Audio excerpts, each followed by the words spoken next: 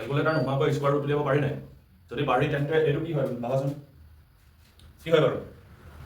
এইটো উলিয়াবলৈ দুটা ষ্টেপ ফলো কৰিলে হৈ যাব মনতে উলিয়াব পাৰিছা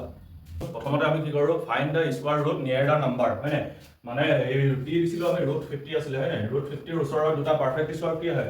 কি হয় 49 আৰু 64 হয় নাই এতিয়া আছোন 52 49 তকৈ জাস্ট স্লাইড ডাঙৰ আৰু 64 তকৈ সৰু হয় নাই তেতিয়া হলে 49 টো কি হয় 49 7 হয় নাই কিন্তু 64 কি হয় √64 কি হয় 8 হয় তেতিয়া হলে এটো কি হ'ব স্লাইড ডাঙৰ হয় অকনমান ডাঙৰ তেতিয়া হলে কি হ'ব এটো √50 এটো কি হ'ব 7.1 হ'ব 7.1 কেলে হ'ব জাস্ট স্লাইড ডাঙৰ হৈছে অকনমান ডাঙৰ হৈছে এটো দিমাগটো লগাই অকনমান গেছ কৰি দিলে হৈ যাব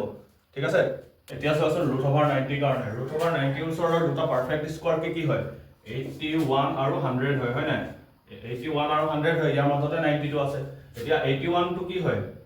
9 ৰ স্কোৱাৰ হয় আৰু 9 ৰ স্কোৱাৰ হয় আৰু 10 ৰ স্কোৱাৰ হয় এই দুটা মাজত আছে 81 তেতিয়া হলে ভাবাচোন 90 টো এই দুটাৰ মাজৰ কিমান মাজত আছে 80 ৰ পৰা যিমানটো হয় আৰু 100 ৰ পৰা সিমানে মাজত আছে হয় নাই মাজত আছে তেতিয়া হলে কি হ'ব √90